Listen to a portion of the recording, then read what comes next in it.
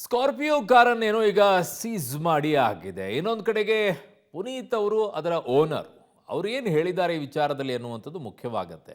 So ದರ್ಶನ್ಗೆ car ಕೊಟ್ಟು ತಗಲಾಕೊಂಡ್ರ, ಬಿಳಿ ಸ್ಕಾರ್ಪಿಯೋ ಕಾರು ಕೊಟ್ಟು ತಗಲಾಕೊಂಡಿರೋದು ಪುನೀತ್. ಈಗ ಸೊ ಪುನೀತ್ ವೈಟ್ ಕಲರ್ ಕಾರಿನಲ್ಲೇ ಮೃತದೇಹವನ್ನ ಸಾಗಿಸಿದ್ದು, ಕಿಡ್ನಾಪ್ ಆಗಿದ್ದು ಕೂಡ ಅದೇ ಅಲ್ವಾ.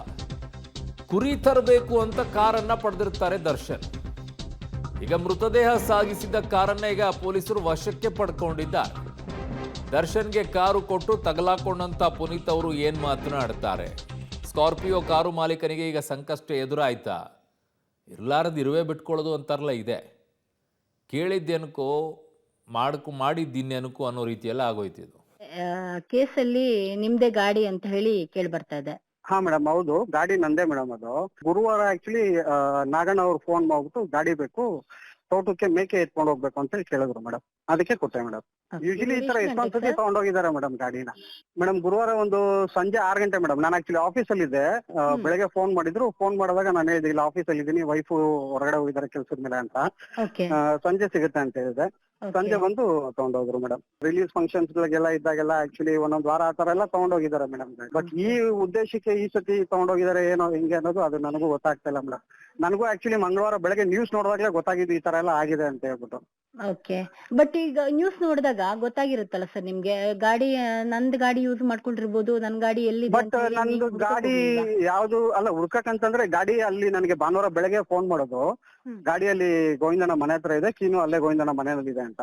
ಸರಿ, ಸಂಡೇ ಅಲ್ವಾ, ಸಂಡೇ ಒಂದಿನಾದ್ರೂ ಮಕ್ಕಳ ಜೊತೆ ಇರೋಣ ಅಂತ ಹೇಳ್ಬಿಟ್ಟು ನಾನು ಏನು ತಗೊಳಕ್ ಹೋಗ್ಲಿಲ್ಲ ಮೇಡಮ್. ಗಾಡಿ ಎಷ್ಟೊಂದ್ ಸತಿ ನಾನು 10 ದಿನ 15 ದಿನ ಎಲ್ಲ ಅಲ್ಲಲ್ಲೇ ಬಿಟ್ಟಿದ್ದೀನಿ ಮೇಡಮ್ ಗಾಡಿನ. ಬೇಡ ಅಂತ ಸೋಮವಾರ ಸುಮ್ನಾದೆ madam. ತಗೋಬೋದು ಇವಾಗ ಸರ್, ಅದೇ ಸೋಮವಾರ ಕೆಲವು ತಗೊಂಡಿಲ್ಲ ಸೋಮವಾರ ಅಂದ್ರೆ ನನ್ ಕೆಲಸ ಮೇಡಮ್. ಆಕ್ಚುಲಿ ಆ ಇದರಲ್ಲಿ ನನಗೆ ನೆಸೆಸಿಟಿ ಇರ್ಲಿಲ್ಲ. ಸರಿ, ನಿಧಾನಕ್ಕೆ ತಗೊಳ್ಳೋಣ ಅಂತೇಳಿ ನಾನು ಸುಮ್ಮನೆ ಅದೇ ಅಷ್ಟೇ ಮೇಡಮ್. ಬಟ್ ಅದು ಈ ತರ ಎಲ್ಲ ಆಗುತ್ತೆ ಅಂತ ಗೊತ್ತಿರ್ಲಿಲ್ಲ ಅಲ್ಲ ಮೇಡಮ್.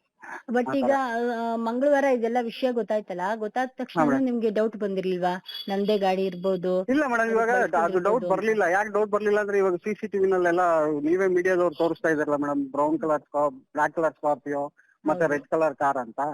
ಮತ್ತೆ ಇನ್ನೊಂದು ನಂದು ಮೇಕೆ ತಗೊಂಡು ಹೋಗಕ್ಕೆ ತೋಟಕ್ಕೆ ಅಂತ ಹೇಳಿದ್ದಲ್ವಾ, ಅದರಿಂದ ನಾನೇನ್ ಟೆನ್ಷನ್ ತಗೊಂಡಿಲ್ಲ ಮೇಡಮ್. ಮೇಡಮ್ ಇಲ್ಲ, ನಿನ್ನೆ ಸಂಜೆ ಬಂದಾಗ ಆಕ್ಚುಲಿ ಏನೋ ಸ್ಟೇಷನ್ ಹತ್ರ ಬರ್ಬೇಕಾಗುತ್ತೆ ಅಂತ ಹೇಳಿದಾರೆ.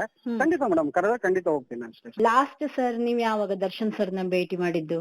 ದರ್ಶನ್ ಸರ್ನ ನಾವು ಆಕ್ಚುಲಿ ಡಿ ಕಂಪ್ನಿ ಆನಿವರ್ಸರಿ ಇತ್ತು ನಮ್ದು. ಆಕ್ಚುಲಿ ಸಾಟರ್ಡೆ ಆನಿವರ್ಸರಿ ಇತ್ತು, ಮೀಟ್ ಆಗ್ಬೇಕಾಗಿತ್ತು. ಬಟ್ ಸಾಟರ್ಡೆ ಮೀಟ್ ಆಗಲಿಲ್ಲ ಮೇಡಮ್. ನಾನು ಶೂಟಿಂಗ್ ಮುಗಿಸ್ಕೊಂಡು ಬರ್ತೀನಿ ಮೈಸೂರಿಂದ, ಆಮೇಲೆ ಸಿಗೋಣ ಅಂತ ಹೇಳ್ತೀನಿ. ಸೊ ಅಲ್ಲಿ ಆ, ಒಂದು ರೀತಿಯಾಗಿ ಪುನೀತ್ ಅವರು ಈಗ ಕೊಟ್ಟಿರೋದು ಮೇಕೆ ತರಕ್ಕೆ ಅಂತ ಹೇಳಿ, ಆದರೆ ಮೇಕೆ ಇದೆ ರೇಣುಕಾಸ್ವಾಮಿ ಅವ್ರನ್ನೇ ಮಾಡಿಬಿಟ್ಟಿದ್ರು ದರ್ಶನ್ ಆ್ಯಂಡ್ ಗ್ಯಾಂಗ್ ಅನ್ನುವಂಥದ್ದು ಆರೋಪ. ಗೊತ್ತಿಲ್ಲ ಈ ವಿಚಾರದಲ್ಲಿ ಇನ್ನೂ ಏನು ಫೇಸ್ ಮಾಡಬೇಕು ಅಂತ ಹೇಳಿ. ಒಂದು